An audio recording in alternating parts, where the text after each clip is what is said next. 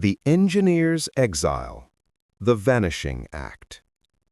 Tommy Thompson's life post-discovery reads like a thriller plotline. Having successfully outwitted the ocean and solved a 130-year-old mystery, he began a years-long period evading the financial obligations and legal summons stemming from his investors. The preparations for the vanishing. Thompson's escape was not impulsive, it was meticulously engineered, much like his ROV, Nemo. Before his court date in 2012, he transferred significant assets into offshore accounts and trusts. Crucially, he moved 500 gold coins, a portion of the salvaged treasure, into a separate trust, the location of which he refused to disclose, leading to his contempt charge. He and his longtime companion, Alison Antikyre, adopted a phantom lifestyle, paying exclusively in cash to avoid any digital footprint. This allowed them to disappear into the vastness of the modern United States, demonstrating that a brilliant, determined individual could still successfully become a ghost in the information age. Thompson, the man who relied on hyper-advanced sonar and GPS to find a target a mile and a half down, successfully eluded terrestrial tracking methods for 3 years. The capture in Boca Raton. The search for Thompson was a high-priority case for the U.S. Marshals Service. They spent years tracking financial breadcrumbs, old associates, and even monitored property purchases across multiple states. In 2015, they finally located the couple in a modest, rented, $1,500 a month residence in Boca Raton, Florida. They had registered under fake names and were paying the rent up front in cash, keeping a low profile. Inside the home, marshals found evidence of Thompson's paranoid state and complex planning, including multiple prepaid disposable cell phones, cash reserves, and a book titled How to Live on the Lam, meaning on the run. The capture was stunning in its ordinariness, contrasting sharply with the epic technological nature of his earlier career. The deep-sea pioneer was not found on a remote island or salvage vessel, but in a quiet suburban retreat. Incarceration and the unbroken silence. Following his capture, Thompson was jailed for contempt of court. The judge ruled he would remain incarcerated until he either cooperated with the court by revealing the location of the 500 missing gold coins and the documentation of his financial transfers, or until the original lawsuit was settled, or he was released by order of the court. Thompson remained defiantly silent for years. His refusal to divulge the information, even under duress of imprisonment, suggests a deep-seated desire to control the final narrative of his discovery and his fortune. He argued in court that he suffered from a debilitating neurological condition that had impaired his memory, suggesting he could not recall the financial details the court demanded. The court rejected this defense. As of today, Tommy Thompson remains one of the longest incarcerated individuals for civil contempt in U.S. history. The tragic final chapter of the man who found America's lost fortune is not about gold, but about the profound isolation and hubris of genius consumed by its own success. The missing 500 coins remain a literal and figurative mystery, a small piece of the Central America still lost, held hostage by the silence of its discoverer. The Gold's Second Act, the continuing salvage.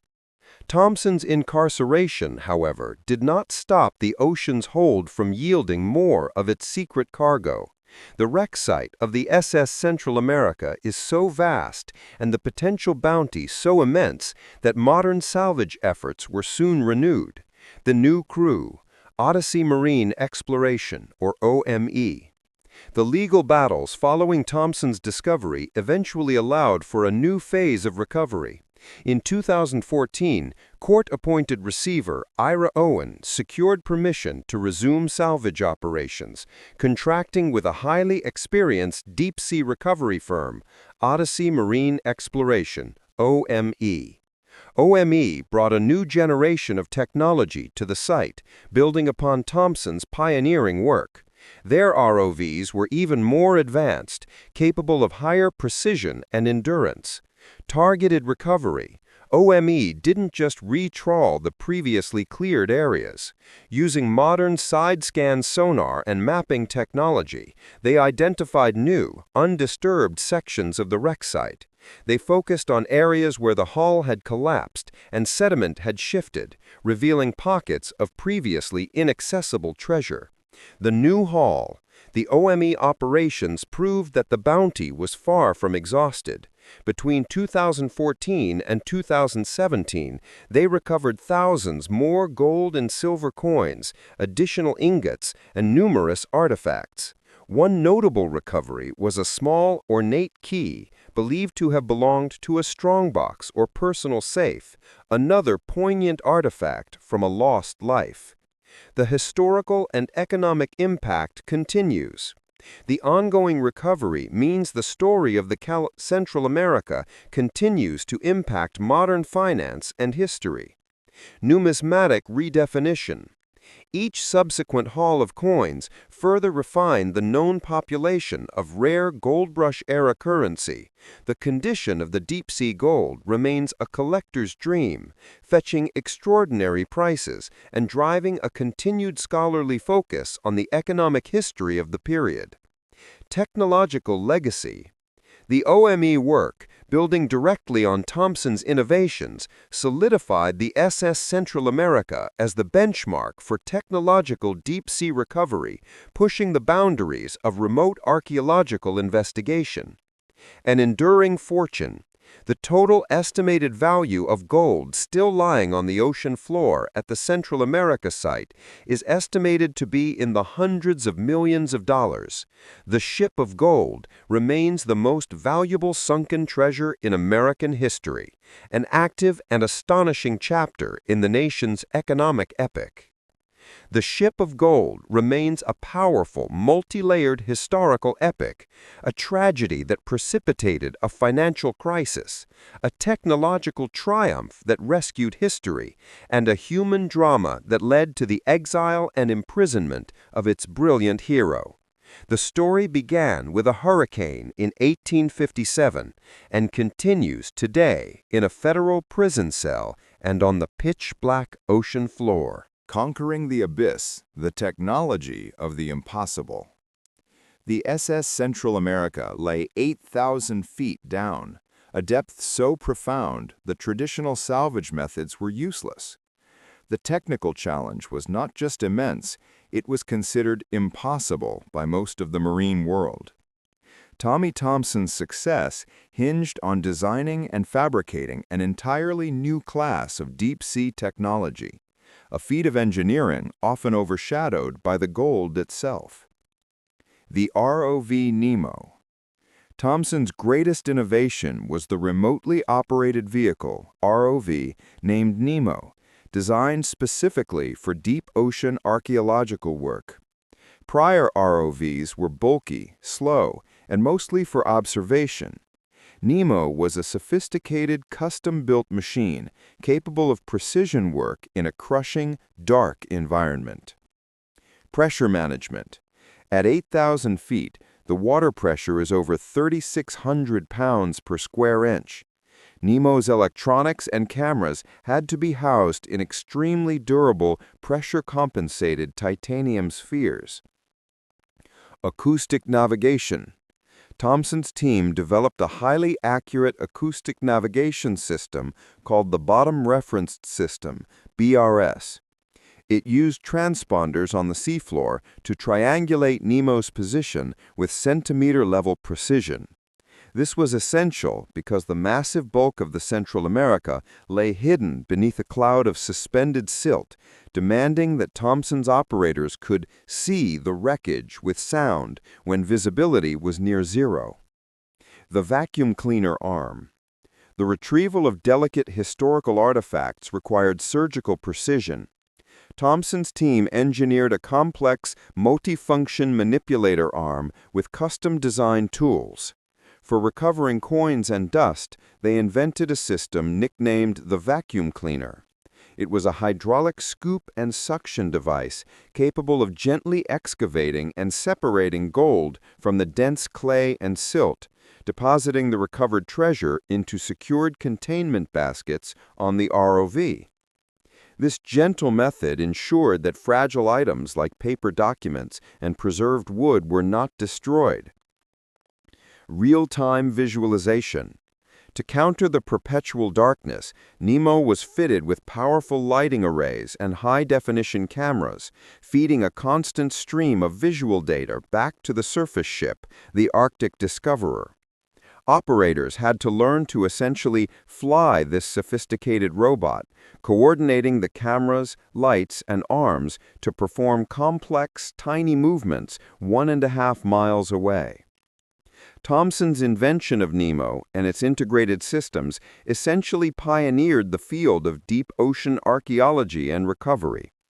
He created the roadmap that others, including those who would later investigate the Titanic, would follow. The technical achievement was a monumental victory for American ingenuity, proving that the deepest parts of the ocean were no longer inaccessible. The economic earthquake, deepening the panic of 1857.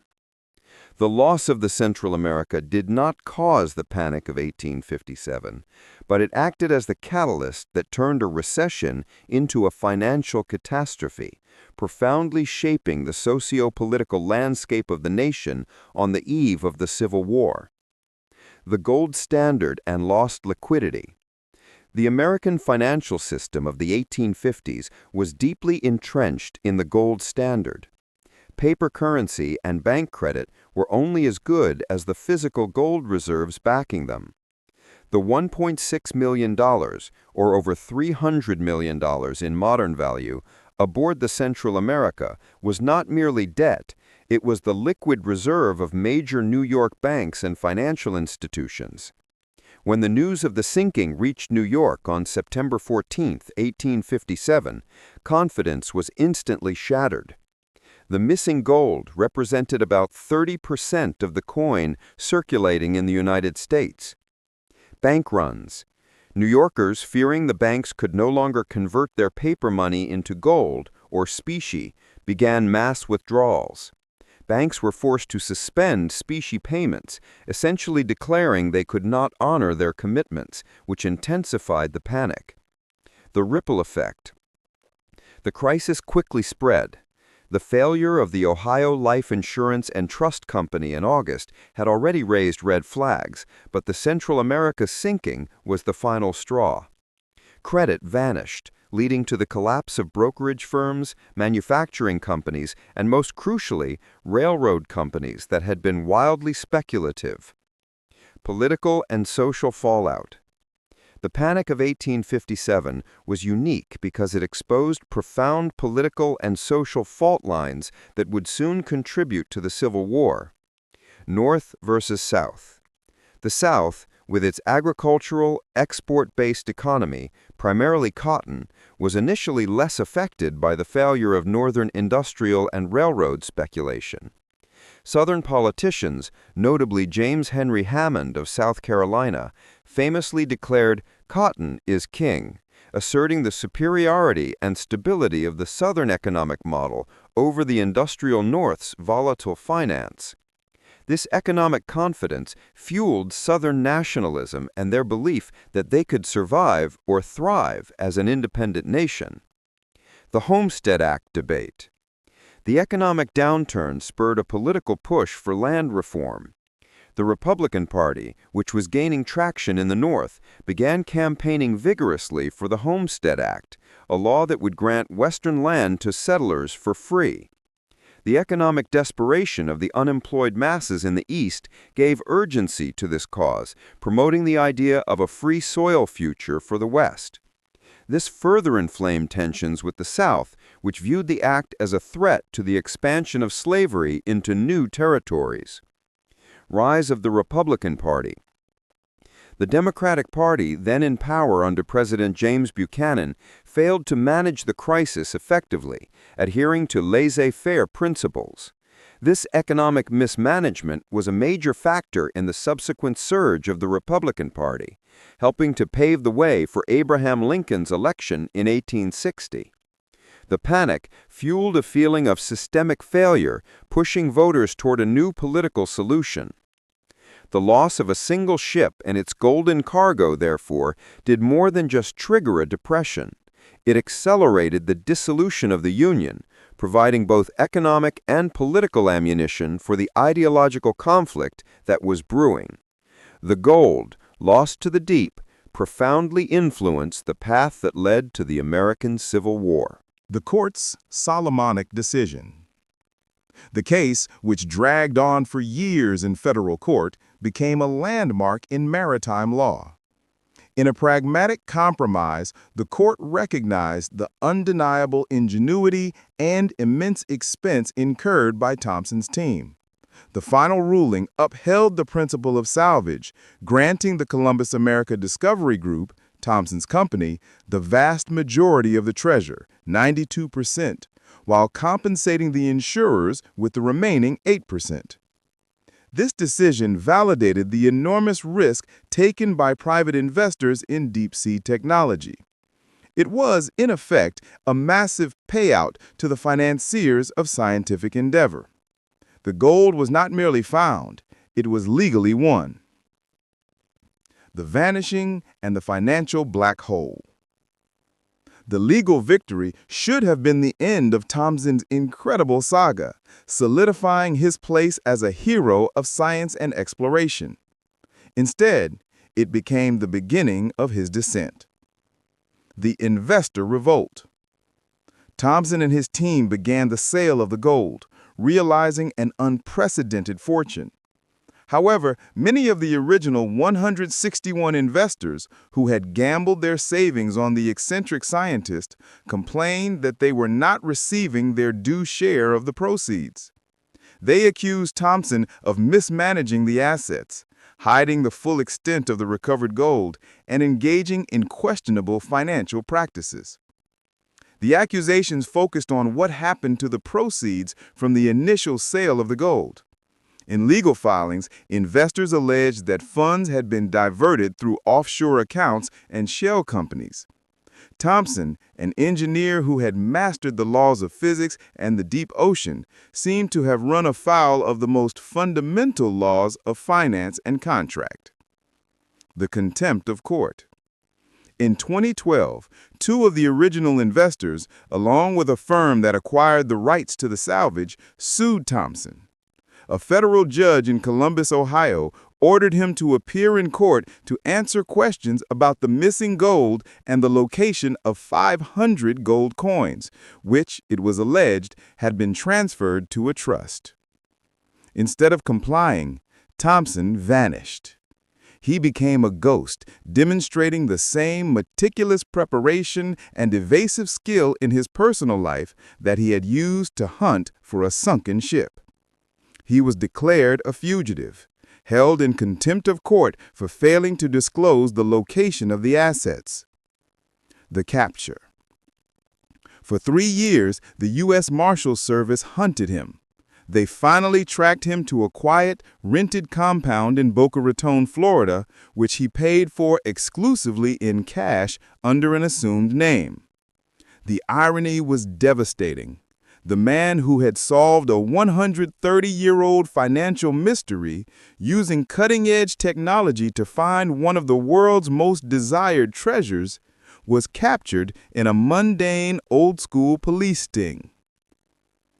Thompson's capture did little to clarify the fate of the remaining assets. He was jailed not for stealing the gold from the ship, but for refusing to cooperate with the court about the disposition of the gold he had legally salvaged. He remained in federal custody for years, still holding the key to the missing coins and the location of the vast funds. The enduring mystery. The Ship of Gold remains one of the greatest salvage stories ever told, but it is forever bifurcated, the heroism of the discovery and the tragedy of its aftermath. Thompson, the brilliant mind who mastered the deep, failed to navigate the shallow, treacherous waters of finance and human greed. Today, the SS Central America is back on the ocean floor. New salvage operations have been authorized, and more gold, estimated to be worth hundreds of millions of dollars, is believed to still be within the wreck site. The ship that sparked the Panic of 1857, redefined maritime law, and brought one of America's greatest engineers to ruin, continues to hold secrets both in its hull and in the vast, unexplained financial trail left by its recovery. It is a true American epic of ambition, ingenuity, disaster, and greed. A story that still unfolds. The Gold, a window into the 1850s. When Tommy Thompson's remotely operated vehicle, ROV Nemo, finally began bringing up the cargo from 8,000 feet, what emerged was more than just a pile of bullion. It was a perfectly preserved slice of mid-19th century America. The sheer weight of the recovered precious metal was impressive, but the historical and numismatic value proved even more astonishing. The ingots and the assayers. The most dramatic items were the massive trapezoidal gold ingots. These were not coins, but bars of refined gold, stamped with the unique markings of the private assayers who operated during the height of the gold rush. In the absence of sufficient U.S. mint production in California, private firms like Kellogg and Humbert and Just and Hunter were essential. They melted raw gold dust and nuggets into bars, stamped them with their firm's name, the weight, and the precise purity, fineness of the gold. Thompson's recovery yielded ingots weighing between 10 and 60 pounds each. One piece, known as the Eureka Bar, was particularly famous, weighing in at 80 pounds, 4.84 ounces. The recovered ingots were crucial as they provided definitive proof of the scale and sophistication of the gold rush economy. They were tangible assets meant to fund entire sections of the Eastern economy, making their loss so devastating in 1857. When these ingots were finally sold in the modern market, they commanded prices far exceeding their melt value, bought by historians and collectors fascinated by their clear, direct link to the California gold rush. The coins and the 1857 S. The true numismatic prize, however, was the massive quantity of gold coins, mostly $20 double eagles. The vast majority were struck at the San Francisco Mint, marked S, and were shipped east to satisfy debts and infuse capital. The deep-sea environment had acted as a perfect vault, preserving their condition almost miraculously. What made the haul truly astounding were the coins dated 1857 S. Before the Central America's sinking, collectors believed that only a handful of these coins, perhaps those carried by a few passengers, had survived the wreck. Now, Thompson's team recovered thousands of them in virtually pristine condition. This sudden flood of perfect coins completely reshaped the understanding of the 1857 S Double Eagle, drastically increasing the known population of the finest examples and creating a new benchmark for gold rush coinage. These coins were so central to the American financial market that their recovery 130 years later became a major news event, proving that the ship's cargo still had the power to impact the market, this time the rare coin market, rather than the stock market. The passengers' voices. Perhaps the most poignant recoveries were the personal effects and the hundreds of letters found within the silt-filled hull. The letters, meticulously separated from the surrounding mud by restorers, were still sealed and legible. They offered final, heartbreaking glimpses into the lives of the passengers. There were letters from men promising to send money home to their wives, others describing the immense fortunes they had accumulated, and some simply detailing the mundane journey across the isthmus and their excitement to return home. These artifacts transformed the Central America from a statistic of gold loss to a human tragedy.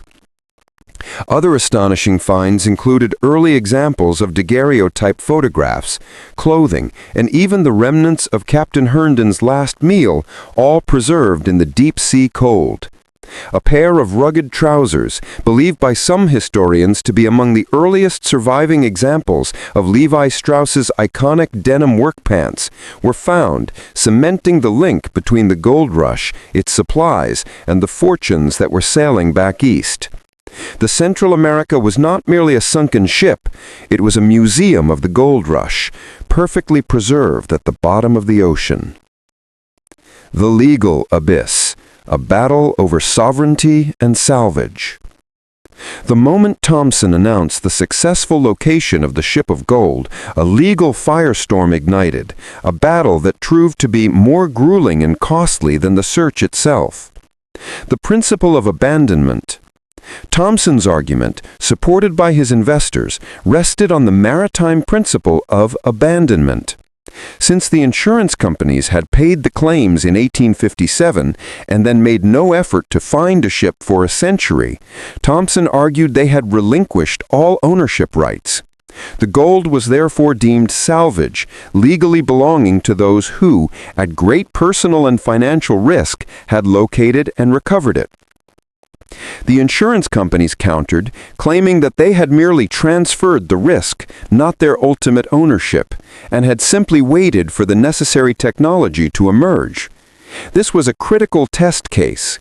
If the insurers won, it would drastically alter the economics of deep-sea salvage worldwide.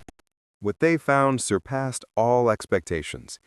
The ship's strong room yielded stacks of gold ingots, each stamped with the assay marks of their California makers, Kellogg and Humbert, Yust and Hunter, and the famous Harris Marchand and Company.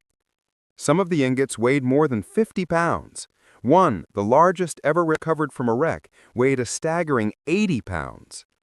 They also recovered thousands of $20 double eagle coins, still stacked in their original leather bags, which had long since disintegrated, the coins standing like perfect golden columns. These weren't just coins, they were time capsules. The coins, mostly minted in San Francisco and New Orleans, were in near-perfect condition, protected from corrosion by the deep-sea environment. The sheer volume was mind-boggling. Over 3 seasons of recovery, 1988 to 1991, Thompson's team raised an estimated $150 million worth of gold, based on current-day value, and enough historical artifacts to fill a museum. Daguerreotypes of passengers, a pair of rugged Levi Strauss pants, a testament to the gold rush, and hundreds of personal letters written by the doomed travelers, giving voice to the lost souls.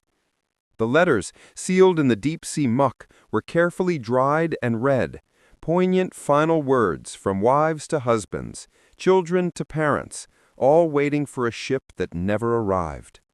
The recovery wasn't just a technical triumph, it was a profound act of historical resurrection. The legal nightmare and the vanishing man. The story of the Central America does not end with a glorious treasure haul. It takes an unexpected and truly astonishing turn into legal chaos and an FBI manhunt. Thompson's success triggered the greatest legal battle in maritime history. Immediately, a dozen insurance companies, claiming that they had paid out the Central America's loss claims in 1857, stepped forward to assert ownership. Thompson's investors, who had funded the multi-million-dollar effort, fought back, arguing the gold was abandoned and that the insurers had failed to even look for the wreck for over a century. The ensuing legal war lasted for years.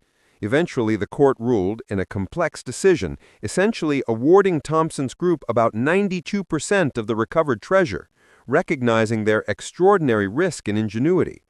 The gold was sold in a series of highly publicized auctions, validating the initial investment many times over and flooding the rare coin market with pristine examples of gold rush-era currency. But the unprecedented success ultimately destroyed its visionary. After the initial recoveries, Thompson faced accusations of mishandling funds and failing to share the proceeds with his original investors, a group that had staked their livelihoods on his genius. The investors sued. In 2012, after years of legal wrangling, a federal judge ordered Thompson to appear in court. Thompson vanished. He became a fugitive from justice, living off the grid with his longtime girlfriend. The man who had used technology and genius to pinpoint a speck of wood and gold 8,000 feet beneath the Atlantic Ocean could not be found by the United States Marshals Service. He became the subject of one of the most astonishing manhunts in recent memory. A brilliant engineer who successfully hid from the very nation he had financially saved 150 years prior. For 2 years, he evaded detection. In 2015, U.S. Marshals finally tracked Thompson and his companion to a secluded, all-cash-paid residence in Boca Raton, Florida.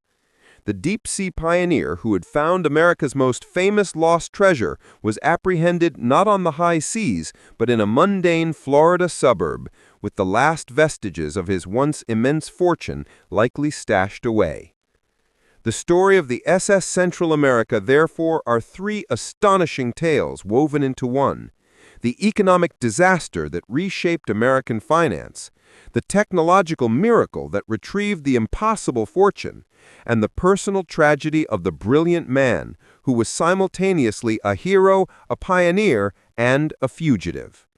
The gold is now in museums and private collections, but the mystery of its sinking, its salvation, and the subsequent vanishing of its savior remain one of the most astonishing and information-dense true stories in American history. The Panic of 1857. The news was a gut punch to a nation already teetering on a financial precipice. Before the sinking, the U.S. financial system was over-leveraged and vulnerable, particularly due to rampant speculation in railroads and land. The sudden, catastrophic loss of $1.6 million in gold, a third of the nation's liquid capital, was the spark that ignited a powder keg. The immediate effect was brutal. Banks, suddenly unable to replenish their gold reserves, suspended specie payments, the conversion of paper money to gold. Confidence evaporated. Credit froze.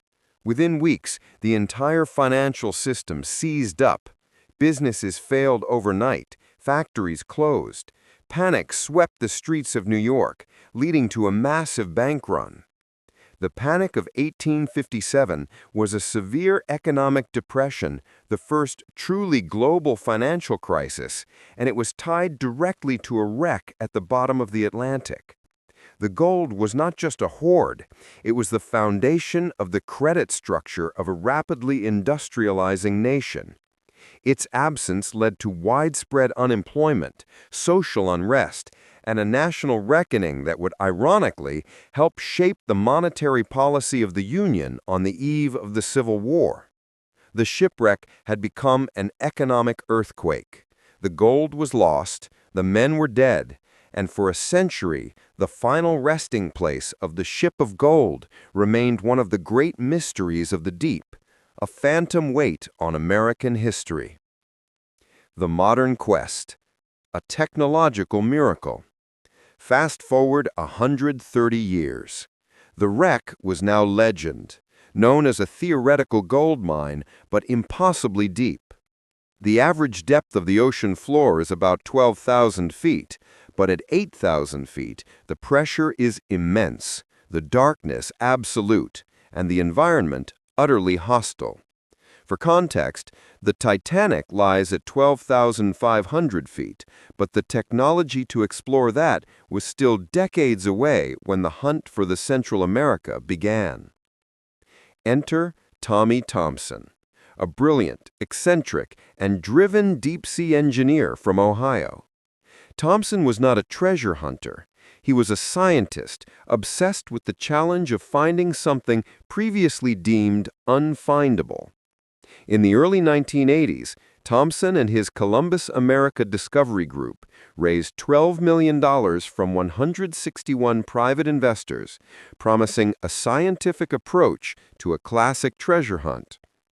Thompson's challenge wasn't just finding the ship in a vast, dark, underwater desert. It was retrieving the cargo without destroying it. The technology required did not exist, so Thompson and his team invented it. They designed and built a custom-made, remotely operated vehicle, ROV, they called Nemo, named after the submarine captain in 20,000 Leagues Under the Sea. Nemo was revolutionary, an 8-ton behemoth equipped with a complex array of sonar, high-resolution 3D cameras, and a custom-built, multifunction arm capable of delicate excavation. It was essentially a deep ocean archaeologist.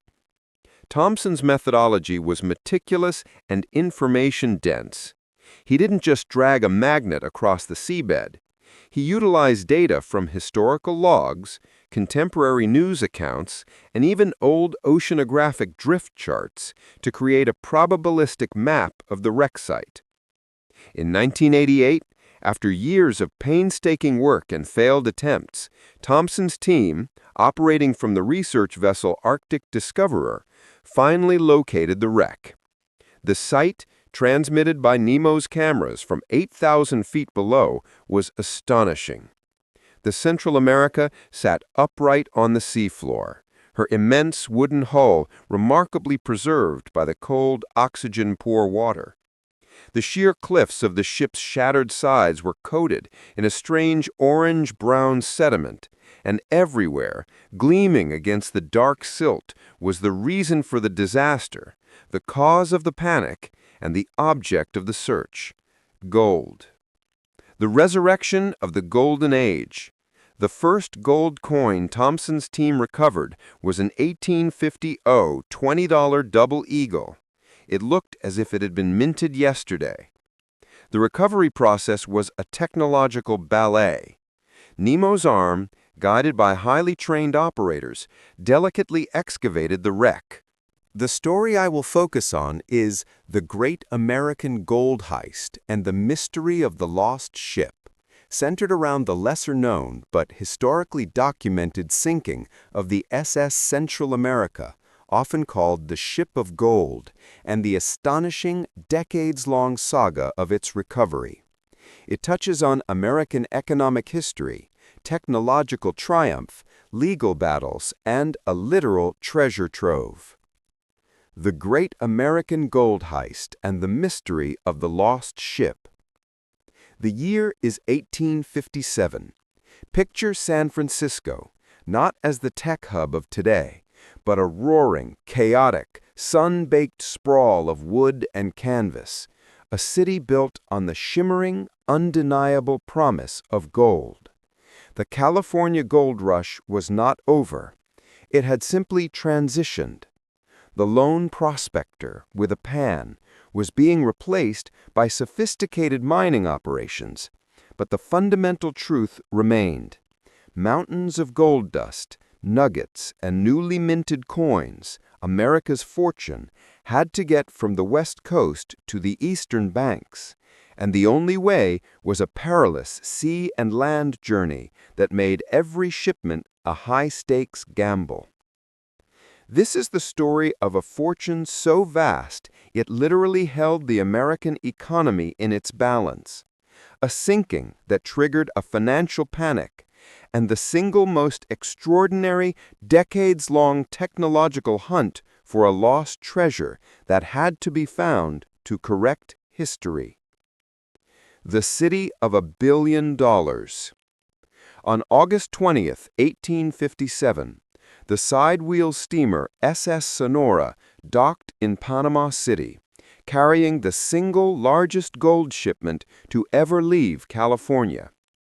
Its cargo was staggering, a literal ton of gold in every imaginable form. Minted eagles, double eagles, assay ingots, raw dust, all of it representing months of back-breaking labor and the relentless expansion of the American dream. This gold was immediately transferred across the Isthmus of Panama via the newly completed Panama Railroad, a marvel of American engineering and an industrial-era shortcut that slashed weeks off the trip to New York. On the Atlantic side, the treasure was loaded onto the magnificent steamer, the SS Central America. She was no ordinary vessel. She was the greyhound of the seas, a 280-foot marvel of her time, designed for speed and comfort. Her hold contained approximately $1.6 million in gold, which in 1857 dollars was about 20,000 pounds of the metal. For perspective, the entire national gold reserve of the United States at the time was barely 5 times that amount. This single ship carried over 30% of the United States' total money supply. The majority of this cargo was not private wealth. It belonged to the great banks and financial houses of New York, firms like Wells Fargo, Drexel & Co., and other pillars of the nascent American financial system. Their entire liquidity, their ability to cover deposits and loans, depended on its arrival. On September 3, 1857, the Central America cast off from Aspinwall, now Cologne, with 477 passengers, 101 crew, and America's destiny in its massive, paddle-driven wake. Captain William Lewis Herndon, a celebrated U.S. Navy officer and explorer, was at the helm, promising smooth sailing and a speedy arrival. The New York markets were anxiously awaiting its bounty. What they didn't know was a silent, powerful threat was already gathering force hundreds of miles away, one that no human technology could withstand. The hurricane and the hellhole. 5 days into the voyage, the weather turned. Not a squall, but a monster. A Category 2 hurricane sweeping north from the Caribbean. The Central America, built for speed, not brute force, began to struggle. For 2 days, Captain Herndon fought the storm. Massive waves slammed over her decks, ripping away the 2 huge paddle wheels that were her lifeblood. The powerful winds tore her sails to ribbons. Then the real terror began. The ship, taking on water faster than her bilge pumps could handle, began to flood. In the stinking, sweltering darkness of the lower decks, the hellhole, as the crew called it, men worked in shifts, shoveling coal and trying desperately to keep the steam pumps running. But the ocean was relentless. The boiler fires, necessary to power the pumps, were slowly extinguished by the rising salt water. By the afternoon of September 11th, the situation was hopeless. The ship was a waterlogged coffin, rolling listlessly in the churning Atlantic. Captain Herndon, knowing the end was near, ordered the women and children to be prepared for transfer. In a remarkable feat of seamanship and heroism documented by the few survivors, a small brig, the Marine, stumbled upon the dying steamer. Over the course of the day, 153 souls, mostly women and children, were transferred in small lifeboats across the monstrous waves. As night fell, a new ship, the Norwegian bark Ellen, arrived and managed to save another 50 or so. But for the 425 people still on board, the end was a matter of hours. At 8 p.m. on September 12, 1857, the magnificent SS Central America slipped beneath the waves, taking with her an estimated 425 lives and 21,000 pounds of California gold. She sank to the unimaginable depth of 8,000 feet, over a mile and a half down, off the coast of the Carolinas.